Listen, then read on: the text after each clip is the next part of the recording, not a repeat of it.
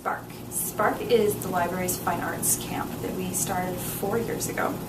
We run it every summer, and the point of it really is to try and get kids in the community involved in and really in love with art. Because during the summer there's not a lot of opportunities for you to do that sort of thing, so we try and make it a really intensive art experience for the whole week. And it's been really popular. We do, of course, painting, traditional, like sort of acrylic and oil painting. We do more sort of crafty things. We did block printing this week. We do sculpture. What else do we do? We did drawing and sketching, all that sort of stuff. There's tons. We try and cover all of our bases, everything from the really traditional methods to the sort of more crafty stuff or more modern stuff. We do tie-dye. We've done batik. We've done all that sort of stuff. And then at the end of the week, we try and do an experiential art project, which is sort of more focused on the experience of the art rather than the result of the art. So things we've done is we've done like throwing paint at giant white canvases, we've done finger painting, we've done melting crayon projects like this one behind me here, where you're melting all the crayons, blurring all the colors and all of that, and that's really more about the experience and getting to play with the medium than about the actual result.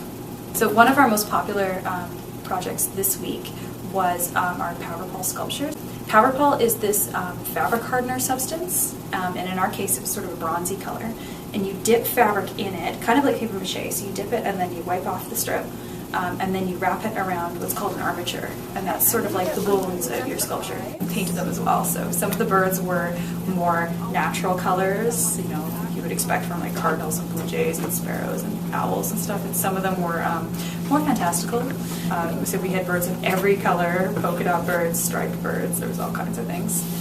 And then of course they put feathers on, and that's, kids and feathers.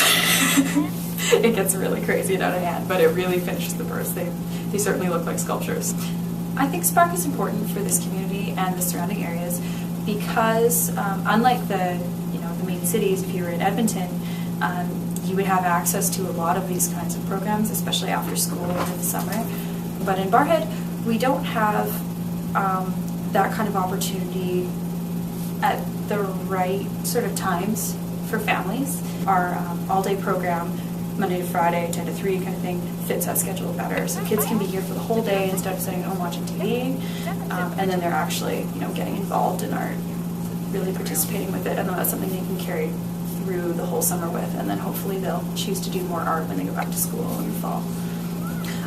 I hope the kids who participated in this camp walked away with a real love of art. I want them to go home and I want them to be doing it every day, every night, whenever they, at every opportunity I want them to try and bring something artistic into their lives and stay with it their whole life, because a lot of kids seem to walk away from art at a certain age. They kind of lose touch with it, and then as an adult, people often come back and go, oh, I used to love to draw when I was a kid. I don't know why I ever stopped. So we want to encourage them to not stop, just keep doing it.